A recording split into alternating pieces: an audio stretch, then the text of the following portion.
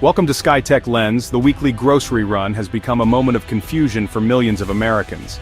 In supermarkets across the country, a carton of eggs now costs nearly $5, and many are stamped "Product of Brazil" or "Packed in Turkey." Shoppers are left wondering, why are we importing eggs while our own farmers struggle? The logic seems upside down. High prices should mean shortages, but foreign eggs suggest a deeper problem. This disconnect has turned a simple purchase into a source of anxiety and frustration. The trust in American-grown food is cracking, as families question why their breakfast staple now comes from thousands of miles away. The egg aisle has become a symbol of a food system that feels broken. To understand the foreign eggs on American shelves, we have to look at recent trade policies. In late 2024 and early 2025, new tariffs were imposed on goods from Canada, Mexico, and China, meant to protect American farmers. But instead of boosting U.S. agriculture, these tariffs backfired.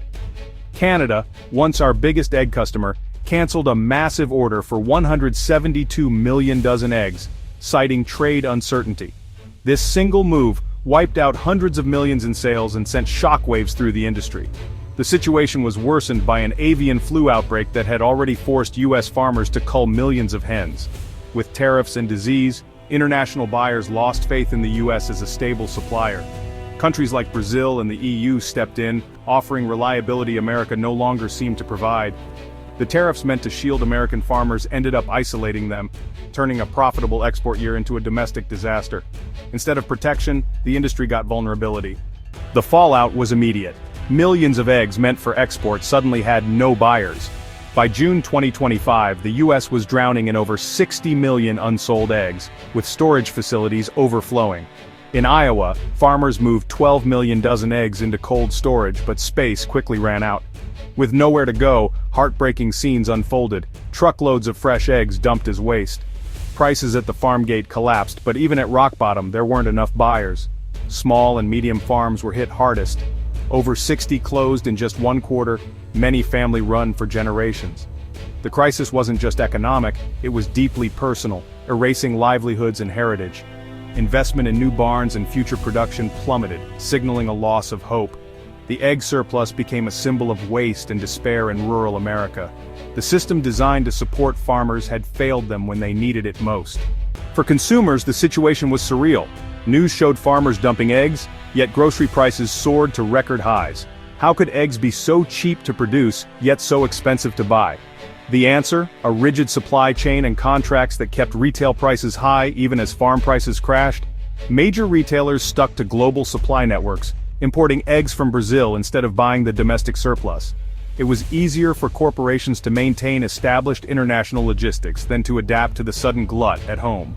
At local farmers markets, eggs sold for as little as 70 cents a dozen, a desperate move to avoid waste.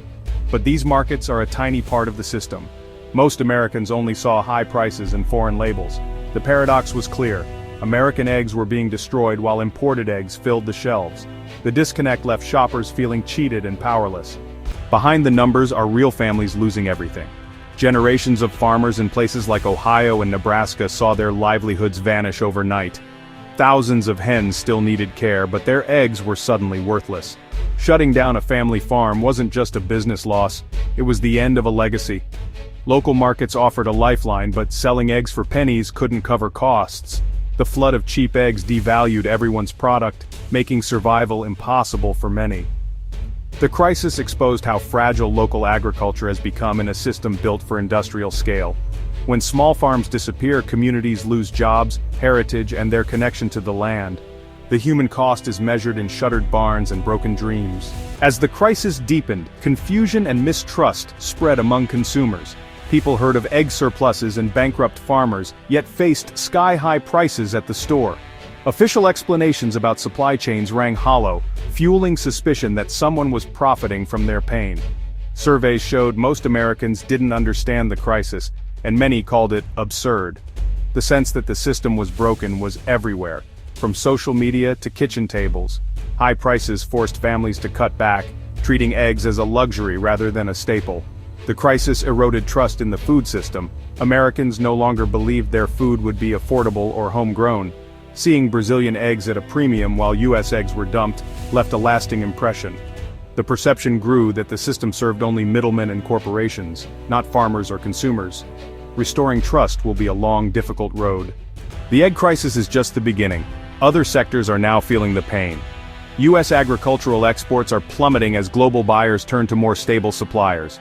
Corn exports dropped 22%, beef and milk saw double-digit declines, and key partners like Mexico and Japan are diversifying away from American farms.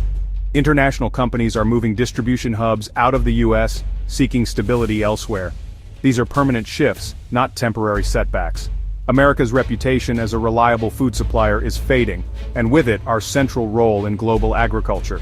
Political infighting, like lawsuits over animal welfare laws, only adds to the chaos. While officials argue, buyers sign deals with Brazil and Argentina. The world sees America as an unreliable partner, and the damage may last for years. The crisis is no longer just about eggs, it's about the future of American farming. The egg crisis has exposed deep flaws in America's food system. Policies meant to protect farmers ended up hurting them and consumers alike. The challenge now is to rebuild a supply chain that's resilient and fair, one that connects local producers to local tables. This means rethinking trade, strengthening regional networks, and ensuring abundance benefits everyone, not just corporations. Most of all, it means restoring trust between farmers, consumers, and policymakers. The empty space on the shelf is a reminder America needs a food system that's secure, just, and worthy of our confidence. The path forward demands not just new policies, but a new vision for American agriculture. Thanks for watching. Subscribe to the channel for more updates.